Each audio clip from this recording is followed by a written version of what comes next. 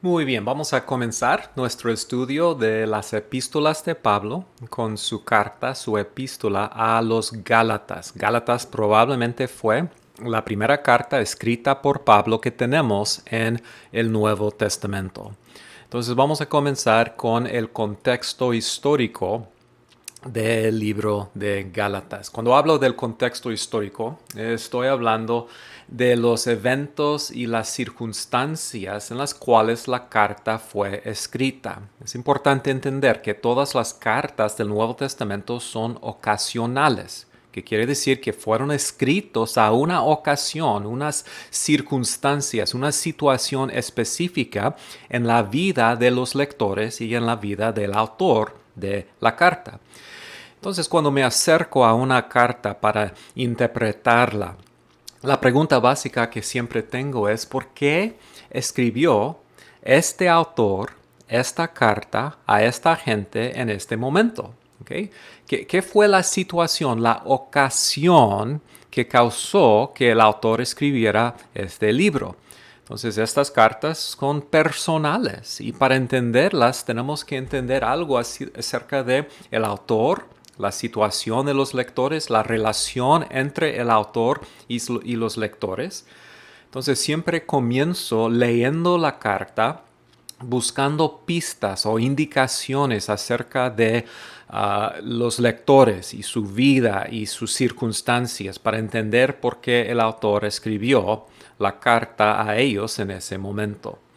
Entonces, cuando comenzamos con el contexto histórico y hablamos del trasfondo, podemos pensar primero en la plantación de las iglesias en Galacia. Pablo y Bernabé salieron en su primer viaje misionero, probablemente en los años 47 y 48 después de Cristo.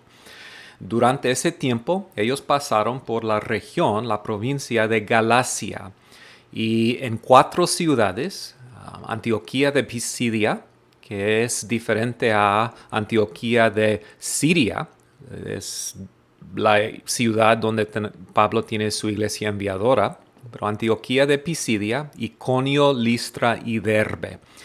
Y después de plantar iglesias en estas ciudades, ellos regresaron a Antioquía. Pero muy pronto Pablo se enteró de un problema, de una crisis en las iglesias en Galacia. Entonces, para responder a esa crisis, Pablo escribe su carta a los Gálatas. Es una carta que fue escrita para responder a unos problemas muy específicos en la iglesia, en las iglesias en Galacia. Y otra vez eso fue más o menos en 49 después de Cristo, después de su regreso a Antioquía de Siria, pero antes del concilio de Jerusalén en capítulo 15. Y sabemos eso porque el tema de Gálatas es el mismo tema que se trata en el concilio de Gálatas 15. Pero es interesante que Pablo no menciona el concilio de Gálatas 15 en la carta a los Gálatas. Eso nos indica que la carta fue escrita antes de el concilio de Jerusalén. Entonces, ¿qué fue la situación? ¿Qué fue el problema? ¿Okay? ¿Por qué escribió Pablo, otra vez, esta carta a esta gente en este momento? ¿Qué es el problema? Bueno, primero, cuando comenzamos leyendo la carta, muy rápidamente, muy pronto, llegamos a nuestra respuesta. Los Gálatas, Pablo dice, están abandonando el evangelio de Jesucristo por otro evangelio. Están abandonando el evangelio de Jesucristo por otro evangelio. Mira lo que dice capítulo 1, versículos 6 y 7. Me maravillo de que tan pronto ustedes hayan abandonado a aquel que los llamó por la gracia de Cristo para seguir un evangelio diferente, que en realidad no es otro evangelio. Entonces, de una forma, ellos han abandonado el evangelio que Pablo mismo les había predicado en su primer viaje misionero. ¿Y por qué? ¿Por qué lo han hecho? Bueno, versículo 7 indica que algunos maestros falsos han entrado en la iglesia y que están distorsionando el evangelio. Versículo 7 dice sino que hay algunos que los perturban a ustedes y quieren pervertir el evangelio de Jesucristo. Entonces, maestros falsos han entrado en la iglesia y están distorsionando el evangelio.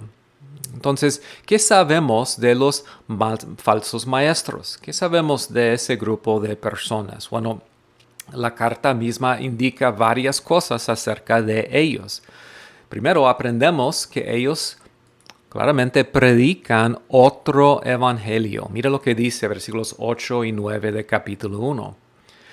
Pero si aún nosotros o un ángel del cielo les anunciara otro evangelio contrario al que les hemos anunciado, sea anátema. Y esa palabra significa eternamente maldito. Como hemos dicho antes, también repito ahora, si alguien les anuncia un evangelio contrario al que recibieron, sea anátema. Entonces, esos maestros falsos han entrado en la iglesia, están predicando otro evangelio.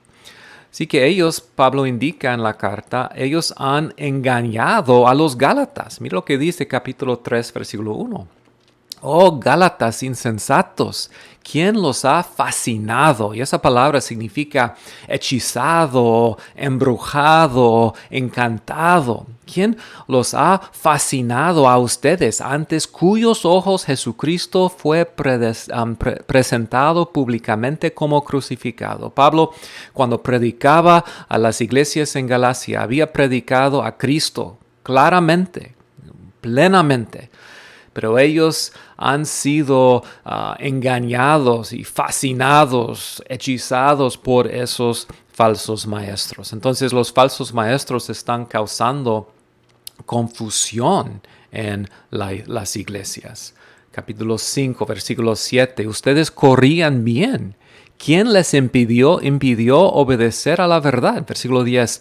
Yo tengo confianza respecto a ustedes en el Señor, que no optarán por otro punto de vista. Pero el que los perturba, y esa palabra significa estorbar o agitar, levantar confusión. El que los perturba llevará su castigo, quien quiera que sea. Entonces están causando confusión en las iglesias. Están contaminando la iglesia. Versículo 9 de capítulo 5 dice, un poco de levadura fermenta toda la masa. Entonces Pablo llama a los Gálatas a expulsar a esos maestros falsos. Están atacando a Pablo. Eso va a ser una parte importante en el libro. Vamos a ver cómo Pablo tiene que defenderse contra los ataques de los falsos maestros. Pablo dice en capítulo 6, versículo 17, que nadie me cause más problemas, porque yo llevo en el cuerpo las cicatrices de Jesús. Pablo toma muy personalmente esos ataques, porque realmente están causando problemas para esas iglesias amadas que él había plantado. Y mucho de capítulos 1 y 2 tienen que ver con la autodefensa de Pablo. Finalmente, Pablo dice que ellos quieren causar división entre él y los Gálatas. 4:17 dice, algunos les tienen celo, no con buena intención, sino que quieren excluirlos a fin de que ustedes muestren celo por ellos. La Reina Valera dice, quieren apartaros de nosotros. Entonces ellos quieren entrar, hacer una separación entre Pablo y las iglesias. ¿Por qué? Porque ellos saben que Pablo va a defenderlos. Pablo va a hablar contrario a lo que los falsos maestros están enseñando. Entonces ellos quieren causar una división entre Pablo y las iglesias para poder engañar a las iglesias. Muy bien, pues eso levanta otra pregunta. La pregunta es, ¿qué es lo que los falsos maestros están enseñando? ¿Qué es el mensaje de un evangelio falso que están predicando? Bueno, Pablo claramente indica cuál fue su enseñanza. ¿Okay? Y es interesante que cuando leemos las cartas, el autor, en este caso Pablo, no siempre nos explica explícitamente cuál fue el problema. Pablo en ningún momento dice en la introducción de la carta, muy bien, ustedes han escuchado un falso evangelio por maestros falsos y ellos están enseñando tal y tal. No, es a través del libro, en su conversación con los Gálatas, Pablo nos indica cuál fue la enseñanza falsa. Entonces, en un sentido, tenemos que leer entre las líneas para adivinar lo que fue el problema. A veces lo comparo con escuchar un lado de una llamada telefónica. ¿Okay? Si alguien me llame por teléfono y yo respondo, ustedes van a estar escuchando solo lo que yo diga, no lo que diga la otra persona. Entonces, pero van a poder de una forma entender lo que está pasando en la conversación por escuchar solo un lado. Bueno, es lo que estamos haciendo cuando leemos las cartas. Estamos escuchando un lado de la llamada telefónica. Estamos escuchando las palabras de Pablo y al escuchar sus palabras podemos entender algo acerca de la situación. Entonces, ¿qué están enseñando los falsos maestros? Bueno, están enseñando que la justificación viene por obedecer las obras de la ley. Varios pasajes indican eso. Capítulo 2, versículos 15 y 16. Dice, nosotros somos judíos de nacimiento y no pecadores paganos. Sin embargo, al reconocer que nadie es justificado por las obras que demanda la ley, sino por la fe en Jesucristo, también nosotros hemos puesto nuestra fe en Cristo Jesús para ser justificados por la fe en Él y no por las obras de la ley, porque por estas nadie será justificado. Entonces, con estas palabras podemos entender exactamente lo que los maestros falsos están enseñando. Están enseñando que la salvación viene por la ley. Mira lo que dice capítulo 5, versículo 4. De Cristo se han separado ustedes que procuran ser justificados por la ley. De la gracia han caído. Entonces ellos están predicando que la justificación, la salvación viene por las obras de la ley. Además, están exigiendo que los gálatas observen ciertos rituales judíos.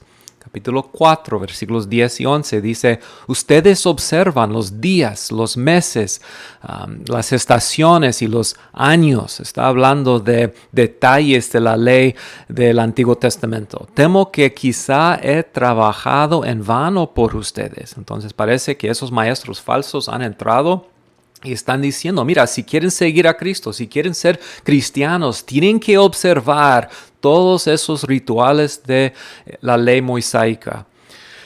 También ellos dicen que la circuncisión es necesaria para comenzar la vida cristiana.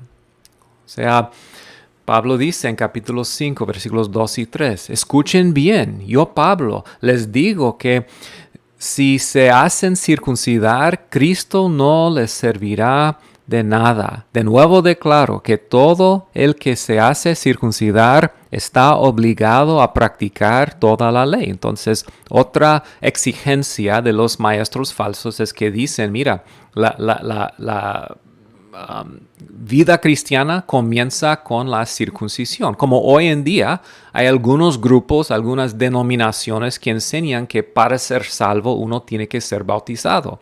Bueno, los falsos maestros en Galacia estaban diciendo que para ser salvo uno primero tiene que ser circuncidado. Entonces, ¿qué concluimos? Bueno, podemos concluir que los falsos maestros son judaizantes. ¿Qué es un judaizante? Bueno, estamos hablando de judíos cristianos, ¿okay? Judíos cristianos, entre comillas, que sostenían que para ser salvo uno tiene que creer en Jesucristo, pero también tienen que observar la ley de Moisés. Entonces ellos promovieron costumbres y ritos y rituales judíos como la circuncisión, las leyes de alimentación, las fiestas judías, como parte de la salvación que tenemos en Jesucristo. Podemos ver eso en Hechos 15. Hechos 15:1 dice que algunos llegaron de Judea, entonces ellos llegaron a la iglesia en Antioquía de Siria. Llegaron a Judea, enseñaban a los hermanos, si no se circuncidan conforme al rito de Moisés, no pueden ser salvos. Entonces es un buen ejemplo de lo que hacían los judaizantes.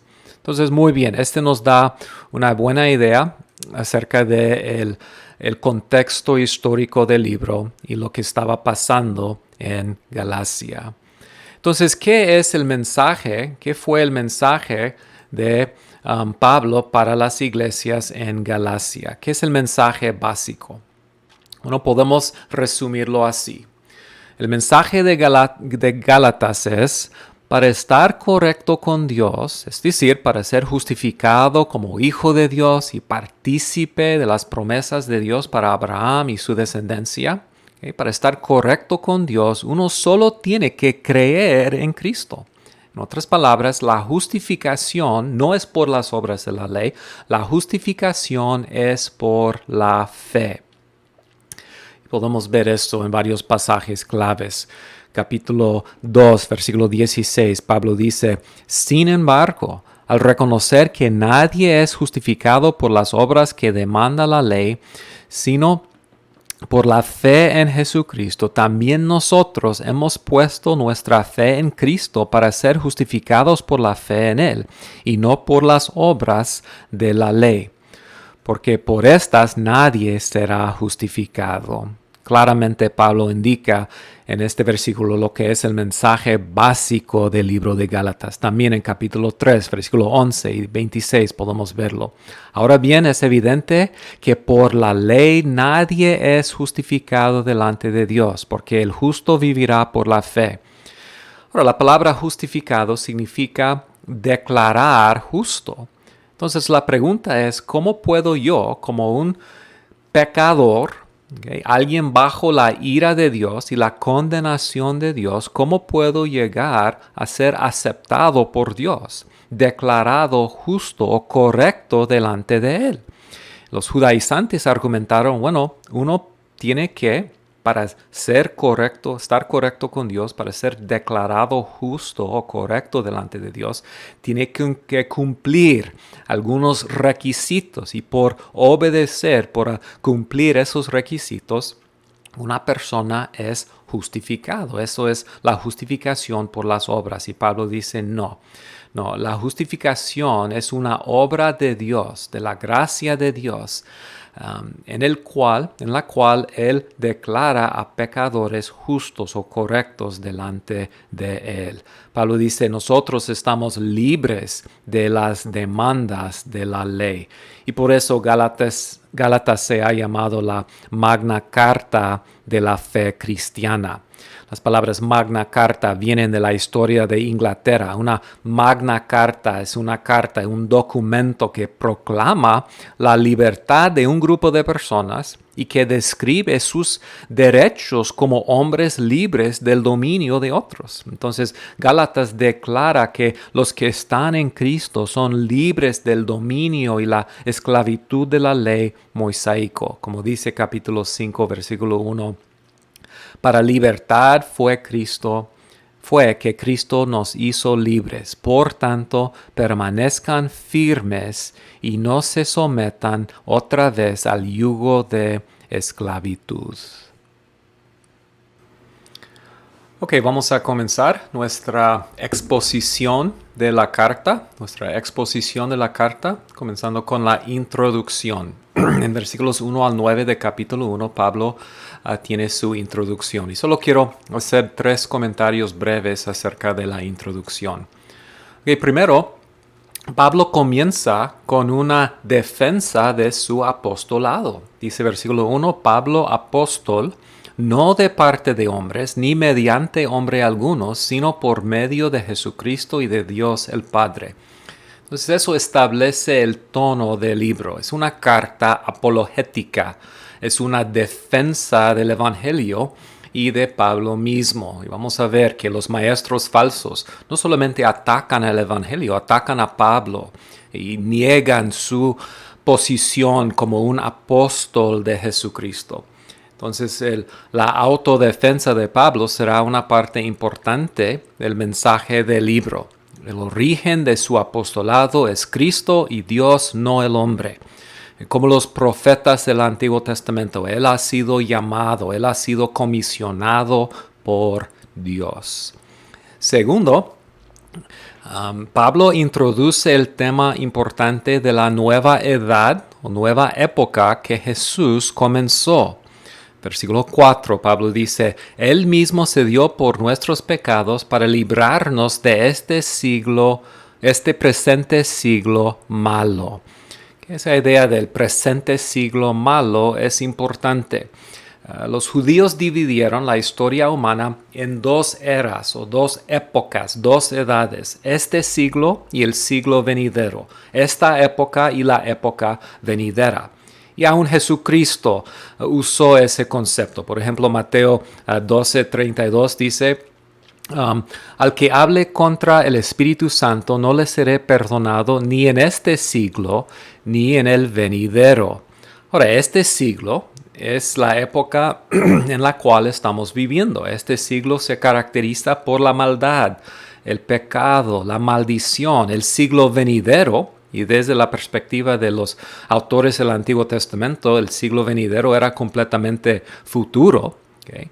El siglo venidero iba a ser la época del Mesías, la época del reino de Dios, del Espíritu Santo, del nuevo pacto, del escatón, los últimos días.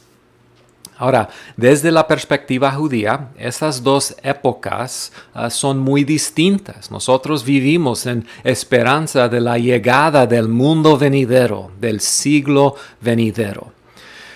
Pero la venida de Jesús cambió esa perspectiva. Con la muerte y la resurrección de Jesús, la era o el mundo, el siglo venidero ya ha llegado. Es una realidad presente.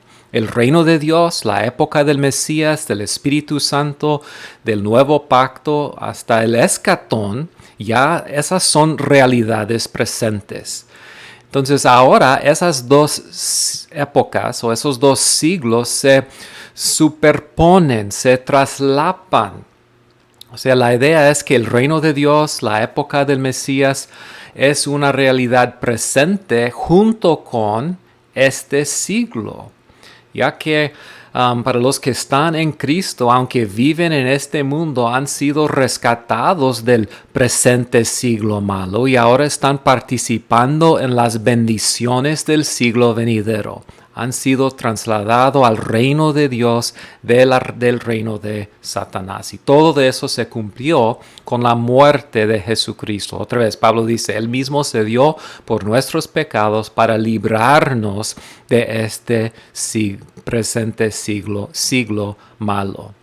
Y esta perspectiva va a ser importante para la carta de Pablo a los Gálatas. Pablo va a argumentar que este siglo también se caracteriza por el dominio de la ley y que los que están en Cristo Jesús se han transferido del dominio de la ley y ahora están bajo la gracia de Dios. Ya no somos esclavos y no debemos vivir como si fuéramos esclavos a este siglo malo. Nos ha transferido Dios al siglo venidero. Y número 3, Pablo excluye los elementos epistolares introductorios normales que tenemos en las cartas, como la acción de gracias y la oración por sus lectores. Casi todas sus cartas comienzan con esos dos elementos después del saludo. Pero aquí Pablo excluye esos dos elementos y va directamente a un regaño. O sea, el libro comienza con un regaño. Y otra vez, eso establece el tono del libro. El tono de Gálatas es muy directo, es muy confrontativo, es muy agresivo. Pablo quiere que ellos entiendan la gravedad de la situación. No simplemente han abandonado el evangelio. Ellos se están apartando de Dios mismo. Otra vez, mira lo que dice capítulo 1, versículos 6 y 7. Me maravillo de que tan pronto ustedes hayan abandonado a aquel que los llamó por la gracia de Cristo. Entonces, otra vez, no solo no están abandonando el evangelio, están abandonando a Dios. Entonces, él no menciona acción de gracias o oración por ellos, va directamente al punto del libro. Más que cualquier otra carta, la carta de Pablo a los Gálatas es confrontativo y muy directo. Muy bien, seguimos con la segunda sección principal del libro, que es el argumento teológico, la exposición doctrinal, capítulos 3 y 4. En esta sección, la pregunta básica es ¿cómo llega uno de ser hijo de Dios y miembro de su familia?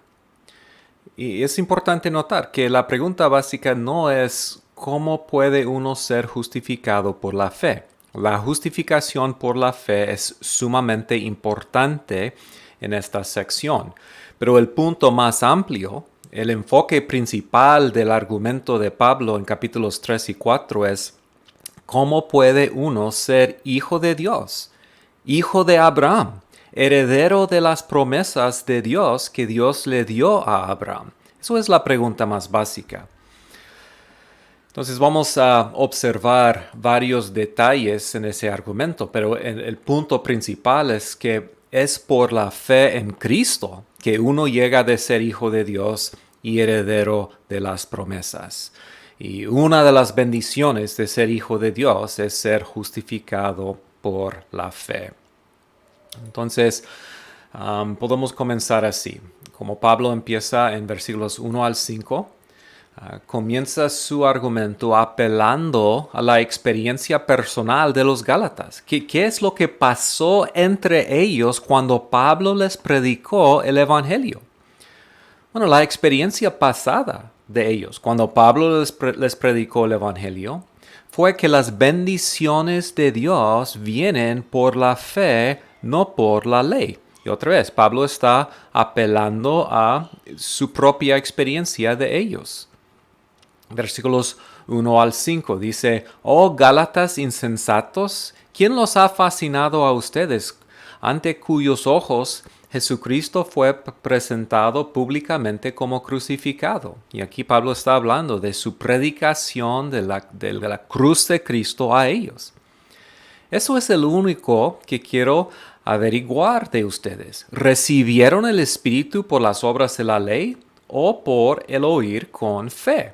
O sea, ¿cómo recibieron el Espíritu Santo cuando yo prediqué el Evangelio a ustedes?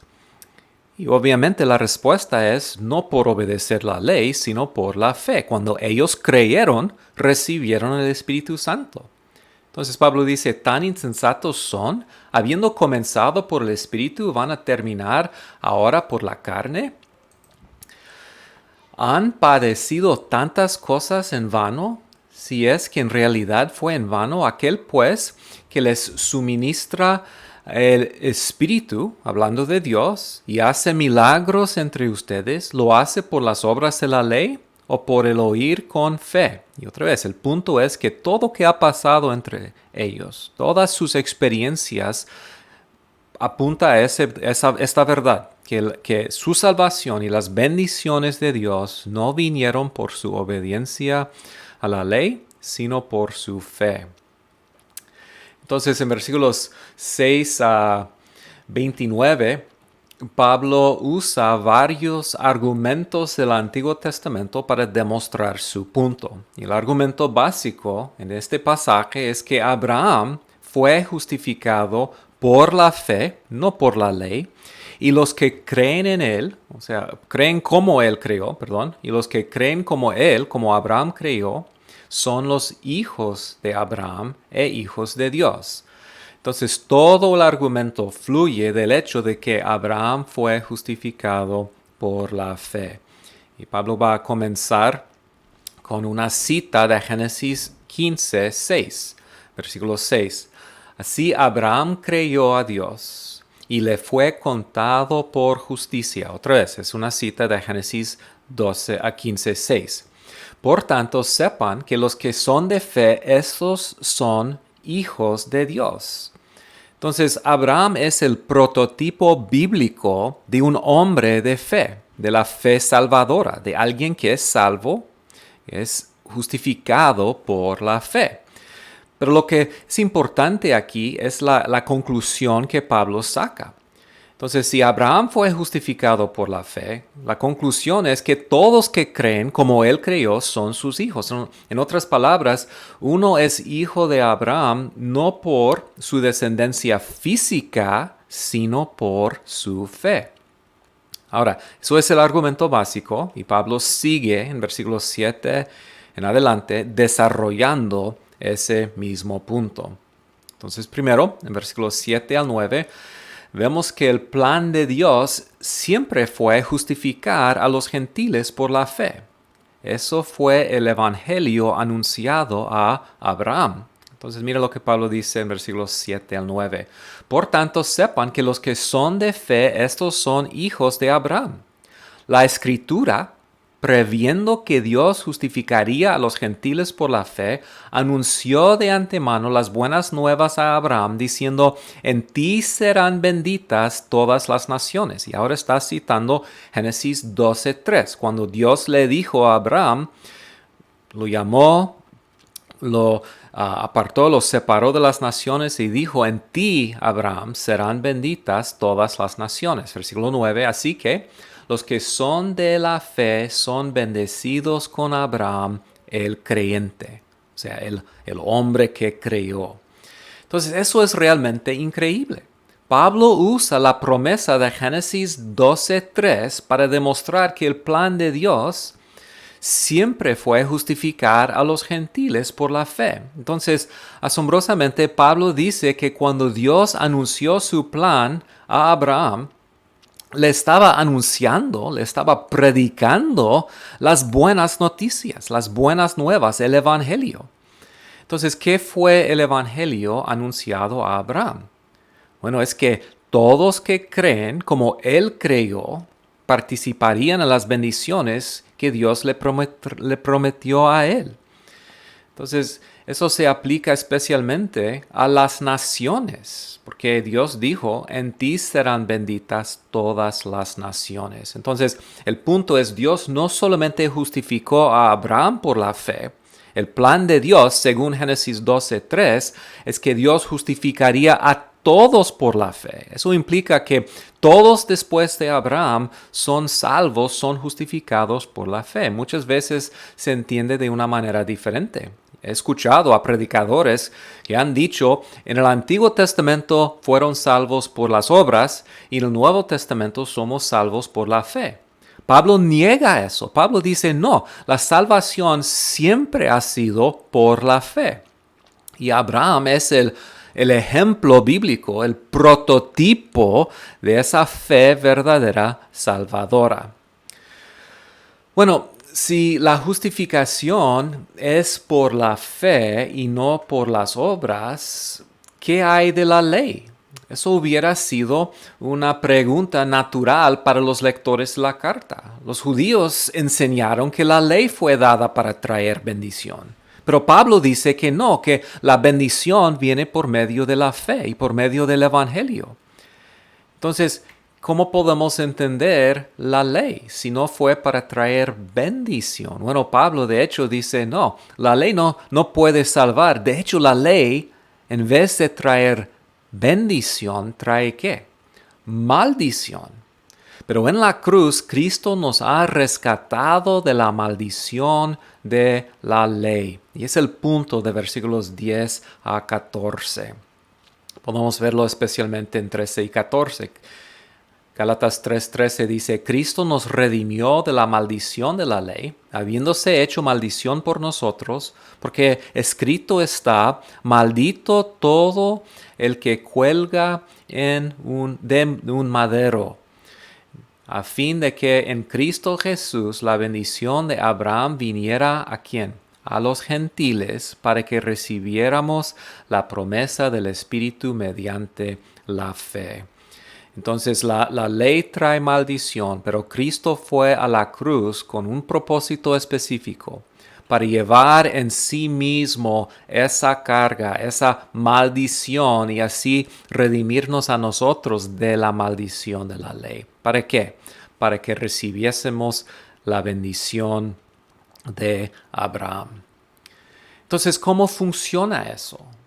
Si las promesas y la bendición no viene por la ley, sino por la fe, ¿cómo es que nosotros participamos en esas bendiciones que Dios le dio a Abraham?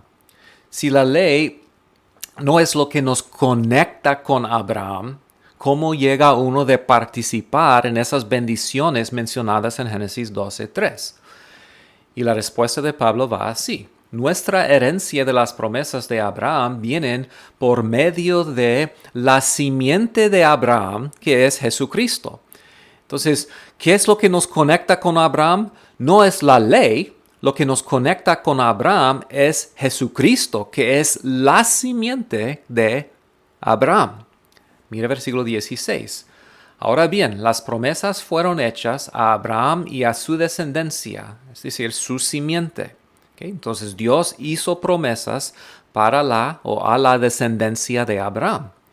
Pero Pablo quiere que entendamos que cuando habla de descendencia está especialmente hablando de un descendiente. Entonces no dice a las descendencias, o sea, a las simientes, como refiriéndose a muchos, sino más bien a una y a tu descendencia, es decir, Cristo. Entonces todos, tanto gentiles como judíos, llegan de ser herederos de las promesas de Abraham, no por la ley, ¿okay? No por medio de obedecer la ley, ni por una conexión física a Abraham, no por una descendencia física, sino por una conexión a Jesucristo. Entonces eso levanta una pregunta en versículo 19. ¿Por qué la ley? ¿Qué hay de la ley? Si uno es salvo solo por la fe en Cristo y uno participa en las promesas en Él, en Cristo, ¿para qué funciona la ley? Y el punto de Pablo es que la ley simplemente fue introducida después de las promesas para apuntarnos a Cristo, no para cambiar la promesa. Entonces en esos versículos 17 al 29, aprendemos varias cosas acerca de la función de la ley en la economía de Dios. Y solo quiero destacar 3 puntos que Pablo enseña en esta sección. Primero, la ley demuestra nuestra pecaminosidad. Entonces, si la pregunta es, ¿por qué fue introducida la ley si somos salvos? O sea, si después de Abraham somos salvos por la fe, ¿por qué fue introducida la ley? Y la respuesta es, bueno, porque la ley demuestra nuestra pecaminosidad. Okay. La ley es el medio por el cual Dios demuestra a todo el mundo que son pecadores y que necesitan la justificación, la salvación. Versículo 19 lo pone así. Entonces, ¿para qué fue dada la ley? Fue añadida a causa de las transgresiones, hasta que viniera la descendencia a la cual había sido hecha la promesa. Entonces, la ley demuestra nuestra pecaminosidad y nos apunta a Jesucristo, que es el que quita nuestra pecaminosidad, que nos salva de nuestra pecaminosidad. Segundo, la ley solo fue una provisión, ¿okay? Es una conclusión. Entonces, la ley solo fue una provisión temporal para llevarnos a Cristo. No ha cambiado la promesa. ¿Okay? Versículo 17. Lo que digo es esto: la ley, que vino 430 años más tarde, no invalida un pacto ratificado anteriormente por Dios, como para anular la promesa. Entonces, en la economía de Dios, primero vino la promesa de Dios a Abraham. 430 años después fue introducida la ley, Pablo dice, añadida. Pero esa ley de Moisés, esa pacto antiguo, no cambia, no invalida la promesa. Mira versículos 23 al 25. Antes de venir la fe, estábamos encerrados bajo la ley, confinados para la fe que había de ser revelada. De manera que la ley ha venido a ser nuestro guía para conducirnos a Cristo, a fin de que seamos justificados por la fe. Pero ahora que ha venido la fe, ya no estamos bajo la guía. Entonces la ley servía, Pablo dice, como un guía, un tutor. La palabra guía o tutor habla de alguien que es encargado de criar y educar un niño hasta que llegue a la madurez. Y una vez que un niño llegue a la madurez, ya no está bajo ese tutor. Y así funciona la ley. Ya que Cristo ha venido, no estamos bajo la ley, ya no estamos bajo el guía, el tutor. La ley funcionaba simplemente como una provisión temporal en el plan de Dios. Si la ley vino después de Abraham, entonces hace sentido que la ley no tiene nada que ver con nuestra salvación. Otra vez, la ley fue introducida para apuntarnos, señalarnos, empujarnos hacia Cristo. Ya que ha venido Cristo, ya no necesitamos, Pablo dice, la ley. Y finalmente, tercero, Pablo dice que en Cristo, todos que creen son hijos de Dios e hijos de Abraham, y entonces herederos de las promesas. Y es una verdad increíble. Mira lo que dice Pablo en versículo 26 al 29. Todos ustedes son hijos de Dios mediante la fe en Cristo Jesús.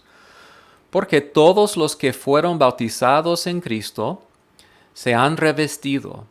De Cristo se han revestido. No hay judío ni griego, no hay esclavo ni libre, no hay hombre ni mujer, porque todos son uno en Cristo Jesús. Y si ustedes son de Cristo, entonces son descendencia de Abraham, herederos según las promesas. La justificación por la fe quita toda distinción entre los judíos y los gentiles. Entonces todos son salvos de la misma manera. Todos tienen y disfrutan de la misma salvación. Los que creen en Cristo son los que son herederos de las promesas abrahámicos. Este diagrama lo ilustra así. Entonces, aquí tenemos una pregunta. ¿Cómo puede uno ser conectado con Abraham? ¿Cómo puede uno participar en las bendiciones de Dios a Abraham? Bueno, Pablo dice, no es por la ley. Los judíos no se conectan a Abraham por la ley y tampoco los gentiles. Bueno, ¿qué es lo que pasa? Tanto los judíos como los gentiles se conectan no con Abraham, sino ¿a quién? A Cristo por medio de la fe. Entonces, un judío o un gentil que cree en Jesucristo participa en la bendición de Jesucristo. Jesucristo es la simiente de Abraham. Entonces, todos que creen en Cristo son los hijos de Abraham. Un judío es hijo de Abraham no por su descendencia física, no por la ley. Un judío solo puede llamarse hijo verdadero de Abraham si ha creído en Cristo. Y es igual para los gentiles. Y por eso Pablo dice, toda distinción se ha quitado. En la economía de Dios, nuestra identidad como seres humanos no se encuentra en nuestro estado civil, no se encuentra en ser esclavo o libre, en ser judío o griego, hombre o mujer. No, todos se conectan a Abraham de la misma manera, por medio de Jesucristo. Muy bien. En capítulo 3, entonces, Pablo demuestra cómo uno llega de ser hijo de Dios, y que es por la fe en Cristo. Ser hijo de Abraham significa ser hijo de Dios. Ahora, en el siguiente párrafo, Pablo explica más sobre nuestra identidad como hijos. ¿Cómo sabemos que realmente somos hijos de Dios? Y lo voy a resumir así, con 3 puntos. ¿Okay? Primero, ser hijos de Dios significa que ya no estamos bajo el dominio de la ley. Ser hijos de Dios significa que ya no estamos bajo el dominio de la ley. Aquí está el argumento básico de este pasaje. La vida de una persona se puede dividir en dos partes: su juventud y su edad adulta. Y esas dos épocas ilustran la diferencia entre los que están bajo la ley y los que no están bajo la ley. Entonces, hay dos clases de personas: o los que son hijos y están bajo la ley, o los que son adultos y ya no están bajo la ley. Y quiero notar que esas dos épocas corresponden a las dos épocas de capítulo 1, versículo 4, este siglo y el siglo venidero. Los que están bajo la ley todavía son parte de este presente siglo malo. Pero Cristo vino, Pablo dijo, ¿qué? Para rescatarnos del presente siglo malo. Entonces los que están en Cristo ya están participando en las bendiciones del siglo, la época venidera, que es la época del Mesías, del nuevo pacto, del Espíritu Santo, es el escatón. Entonces Pablo está diciendo aquí, igual como un hijo, mientras es niño, es igual en su casa, es igual a un esclavo. En la casa de su padre, aunque es hijo, no tiene alguna autoridad, está bajo el tutor, está bajo el guía. ¿Okay? También nosotros, Pablo dice, cuando estábamos bajo la ley, éramos esclavos, pero ahora Cristo nos ha redimido de nuestra esclavitud, nos ha redimido de la ley. En otras palabras, ya hemos llegado a la edad adulta, a la madurez. Y como adultos, ¿qué somos? Somos herederos plenos que disfrutan las bendiciones de nuestra posición como hijos. Ya no somos esclavos bajo los tutores y los guías como los niños. Entonces, Pablo dice que Cristo, el Hijo de Dios, vino para rescatarnos de la ley y hacernos hijos de Dios. Es el punto de los versículos famosos, versículos 4 y 5.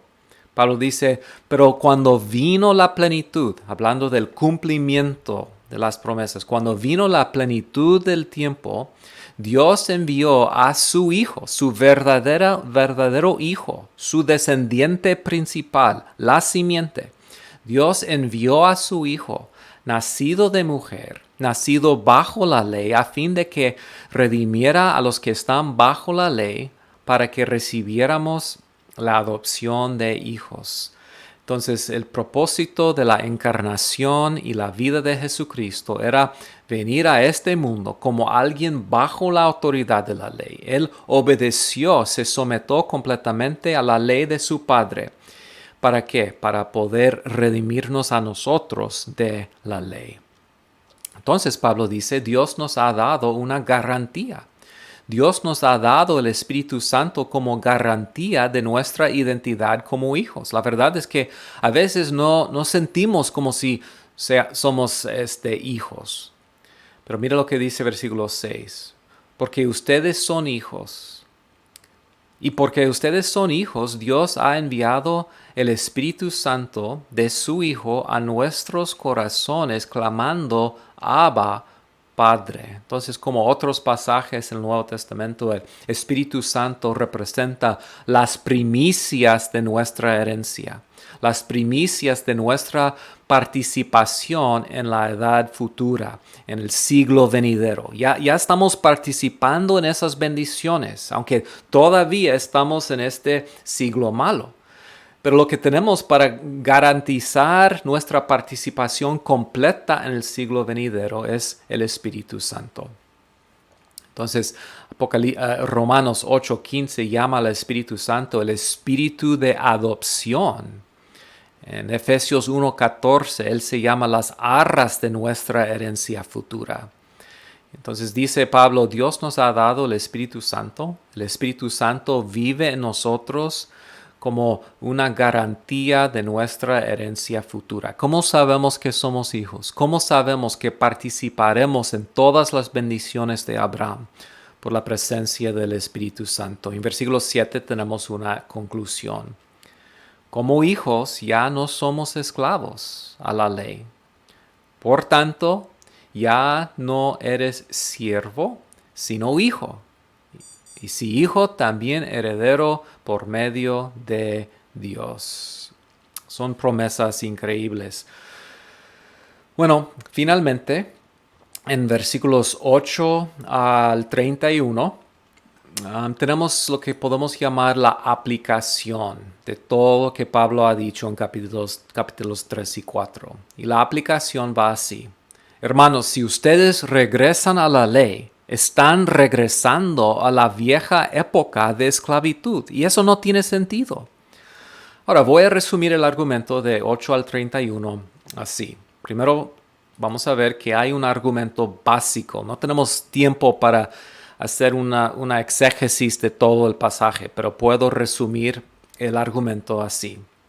El argumento básico es que el deseo de los Gálatas de someterse a la ley, o sea, de fijarse en esos maestros falsos que están llamándoles a participar en los rituales y las demandas de la ley, su deseo de seguir a esos maestros falsos y de someterse a la ley realmente representa un regreso a la época vieja de esclavitud. Y eso no tiene sentido. ¿Okay? Versículos 8 y 9. Pero en aquel tiempo, cuando ustedes no conocían a Dios, eran siervos de los que por naturaleza no son dioses. Pero ahora que conocen a Dios, o más bien son conocidos por Dios, ¿cómo es que se vuelva otra vez a las cosas débiles, inútiles y elementales, a las cuales desean volver a estar esclavizados de nuevo? Entonces la circuncisión y la observación de rituales judíos no es un punto de poca importancia. Regresar a esas cosas representa un abandono del Evangelio. Los falsos maestros están engañando a los Gálatas y los están poniendo en peligro. Y este pasaje demuestra el amor y el cuidado de Pablo para los Gálatas. Él toma la desviación de los Gálatas muy personalmente. Y si lees esos versículos, puedes ver que es algo muy cerca al corazón de Pablo. Él es bien preocupado y les suplica, los ruega que no sigan en ese camino. Y Pablo termina esta sección con una ilustración bíblica. Y otra vez no tenemos tiempo para desempacar todo el pasaje, pero el punto básico es que Pablo nos da una ilustración. Y esa ilustración, Pablo aquí va a ilustrar las dos épocas, las dos situaciones con dos personas, Agar y Sara. Y aquí es su punto. Esas dos mujeres representan dos maneras de relacionarse con Dios. El hijo de Agar era esclavo. Él representa a los que están bajo la ley. El hijo de Sara era libre, era hijo de la promesa. Y Pablo dice, mira, todos de nosotros o somos esclavos o somos libres e hijos de la promesa. Y los que regresan a la ley, entonces Pablo dice, están abandonando la promesa y están regresando a la esclavitud. Están viviendo como si fueran hijos de Agar. Y otra vez, eso no tiene sentido. Otra manera de entenderlo es a la luz de los pactos. Pablo dice, existen dos pactos, el antiguo pacto, que es la ley, y el nuevo pacto, que es el pacto que Dios hizo en Jesucristo. Y esos dos pactos también se representan por dos montes, el monte Sinaí y el monte Sión o Jerusalén. Y el punto es, nosotros participamos en el nuevo pacto. No somos del antiguo pacto, somos del nuevo pacto y la nueva era, la nueva época. Somos hijos de Sara, somos participantes en las bendiciones del monte Sión, de la ciudad de Jerusalén. Hemos dejado atrás el monte Sinaí. Entonces, su punto es, hermanos, que no regresemos al antiguo pacto y a la esclavitud de la ley. Versículo 31. Así que, hermanos, no somos hijos de la sierva, sino de la libre. Y tenemos una conclusión y un resumen bueno en capítulo 5, versículo 1, cuando Pablo dice, para libertad Para libertad fue que Cristo nos hizo libres. Por tanto, permanezcan firmes y no se sometan otra vez al yugo de esclavitud. Y es el punto de todo ese pasaje. Es por medio de la fe en Cristo que uno participa en las bendiciones de Abraham y que uno es hijo de Dios. Nuestra relación con Dios no tiene nada que ver con nuestra descendencia física, no tiene nada que ver con la ley, tiene todo que ver con nuestra relación con Jesucristo, el verdadero Hijo de Dios, el que ya ha obedecido la ley de Dios para que no tuviéramos nosotros que obedecer la ley. Él obedeció perfectamente para librarnos de la esclavitud de la ley y hacernos hijos de Dios, hijos de Abraham y herederos de las promesas. Amén. Muy bien, ya llegamos a la última sección principal de la carta, capítulos 5 y 6. Y en esta sección Pablo va a aplicar lo que ha enseñado en la sección histórica y la sección teológica. ¿Okay? ¿Cómo impacta nuestra vida estas verdades? Bueno, la pregunta básica de esta sección, que es muy importante, es si somos justificados por la fe y no por la ley, ¿indica eso que estamos libres para practicar el pecado? Y otra vez, Pablo está aquí anticipando un argumento de los falsos maestros. Ellos dicen, mira, Pablo está mal, porque él dice que ya no estamos bajo la ley, pero eso implica que ya estamos libres para vivir como queremos vivir, para pecar y seguir pecando. Pero Pablo dice, no, por nuestra unión con Cristo estamos bajo una nueva ley. Entonces, no es que no estamos bajo una ley, estamos bajo una nueva ley. No la ley de Moisés, no la ley del antiguo pacto. Estamos bajo otra ley. Con el poder del Espíritu Santo estamos libres del poder del pecado en nuestra vida. Entonces, ¿cómo podemos entender eso? Bueno, su argumento va así. Estar libre de la ley significa que ya estamos bajo la ley de Cristo, que es la ley del amor. Cuando obedecemos la ley del amor, toda la ley se cumple. Entonces nosotros vivimos diariamente no poniéndonos bajo la ley de Moisés, sino vivimos cada día bajo la ley y la autoridad de Jesucristo. Y esa ley tiene un enfoque muy específico y es el enfoque del amor. Mira lo que dice capítulo 5, versículo 6. En Cristo Jesús de nada vale estar o no estar circuncidados. O sea, la ley y sus ritos no importan. Lo que vale es la fe que actúa mediante el amor. Y aquí es un punto importante. La fe no es una fe inactiva. La fe es una fe activa, es una fe que nos da poder para vivir en el amor. Versículos 13 al 15, Pablo dice, les hablo así, hermanos, porque ustedes han sido llamados a ser libres. Pero no se valgan de esa libertad para dar rienda suelta a sus pasiones. Más bien, sírvanse unos a otros con amor. Entonces, que no use nuestra libertad, su libertad para seguir viviendo en la carne. No, usen su libertad para servir unos a otros en amor. En efecto, toda la ley se resume en un solo mandamiento. Ama a tu prójimo como a ti mismo.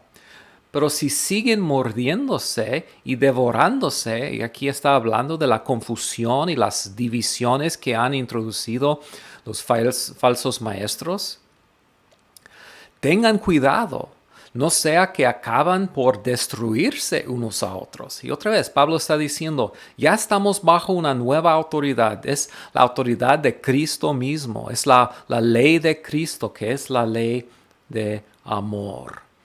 Por eso Pablo dice en capítulo 6, versículo 2, ayúdense unos a otros a llevar sus cargas y así cumplirán, ¿qué? La ley de Cristo. No estamos bajo la ley de Moisés, pero sí estamos bajo una ley y es la ley de Cristo. Segundo, Pablo dice, ya que no estamos bajo la ley, ahora estamos bajo el poder y el control del Espíritu, no de la carne. Entonces, Dios nos ha transferido de una época y un siglo, el siglo malo, a una nueva época, a un nuevo siglo.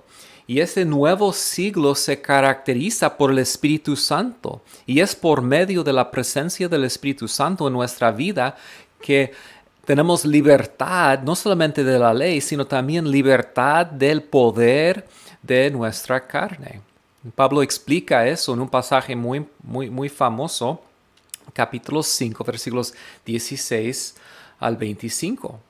Pablo dice, mira, ya están bajo el Espíritu Santo, viviendo por su poder. Entonces, digo pues, anden por el Espíritu y no cumplirán el deseo de la carne. Porque el deseo de la carne es contra el Espíritu. Entonces, son dos poderes en nuestra vida, el deseo de la carne y el deseo del Espíritu. Y del Espíritu es contra la carne. Pues estos se oponen el uno al otro, de manera que ustedes no pueden hacer lo que deseen. Pero si son guiados por el Espíritu, no están bajo la ley, ya que hemos sido transferidos de la vieja época, el viejo siglo que se controla por la ley, ya estamos en el nuevo siglo, la nueva época, la época del Mesías y la época del Espíritu Santo. Y por medio del Espíritu Santo podemos superar los deseos y las obras de la carne. Y Pablo sigue en versículo 19 en adelante hablando nos da una lista de los deseos, las obras de la carne. Y luego en versículo 22, las obras o el fruto del Espíritu. Y termina en versículo 24 diciendo, los que son de Cristo Jesús han crucificado la carne y con sus pasiones y deseos. Si vivimos por el Espíritu, andemos también por el Espíritu. Entonces el problema con la ley era que nos dio mandamientos, dijo que hagan eso y que no hagan eso, pero no nos dio el poder para obedecerla. La diferencia con el Evangelio y con la época de Jesucristo es que no solamente nos da Cristo una ley, ámense unos a otros, nos da el Espíritu Santo, que es un poder en nuestra vida que nos capacita para superar los deseos de la carne. Entonces, la nueva época, la nueva era, es la era del Espíritu Santo. El Espíritu no es solamente la garantía de nuestra herencia, también es una presencia poderosa en nuestra vida que nos hace capaz de agradar a Dios y de vivir en amor. Es decir, nos hace capaces de obedecer la ley de Cristo. En otras palabras, la vida de Cristo en nosotros, que Pablo mencionó en capítulo 2, versículo 20, dijo, ya no vivo yo, mas Cristo vive en mí. Que esa vida de Cristo en nosotros se realiza por la presencia poderosa del Espíritu Santo. Cristo, por medio del Espíritu Santo, está viviendo su vida en nosotros y así producimos el fruto del Espíritu, que realmente son las características de Jesucristo mismo. Cuando el Espíritu Santo lleva su fruto en nuestra vida, es una expresión de la vida y la santidad, del amor, gozo y paz de Jesucristo fluyendo por nuestras vidas. Los que andan conforme al Espíritu, los que se someten a los deseos del Espíritu y no a los deseos de la carne, producen el fruto del Espíritu. Otra vez, el punto es que hablar de nuestra libertad de la ley no nos deja libres para vivir en el pecado según la carne. Ser libre de la ley implica estar bajo el régimen nuevo del Espíritu Santo y la ley de Cristo. Bueno, en versículos 1 al 10 de capítulo 6, Pablo menciona otra provisión de Dios que nos ayuda a superar la carne. No solamente nos ha dado el Espíritu Santo, también nos ha dado otra provisión. Y esa provisión es el cuerpo de Jesucristo, es la iglesia. Entonces Pablo dice, número 3, además la influencia de la iglesia, el cuerpo de Cristo, nos ayuda a vivir en santidad. Mira lo que dice capítulo 6, versículos 1 y 2.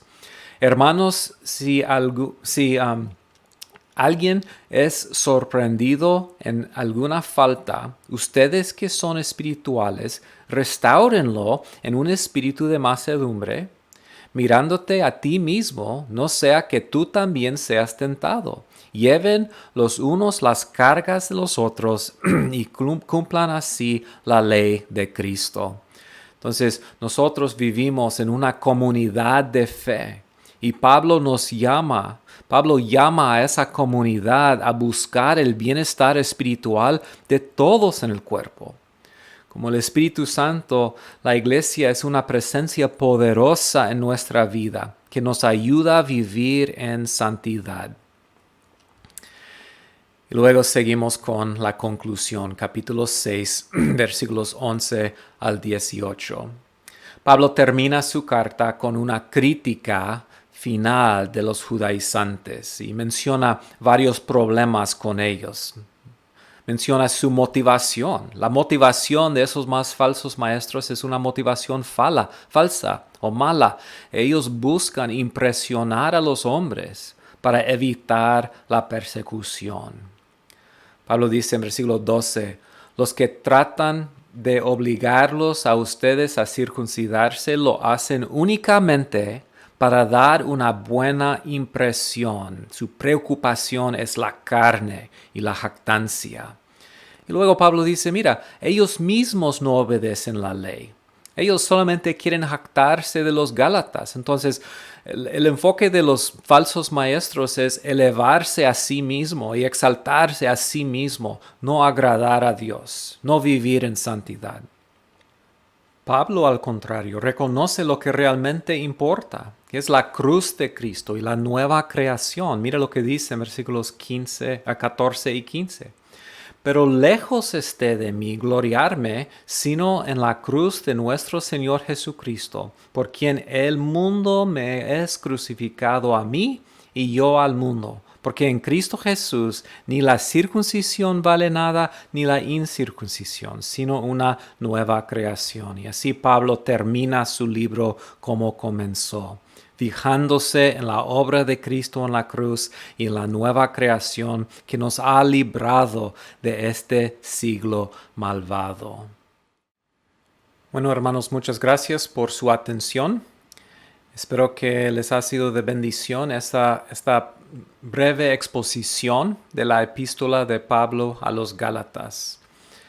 Que Dios nos ayude a vivir en nuestra libertad en el Evangelio y a vivir vidas santas delante de Él. Amén.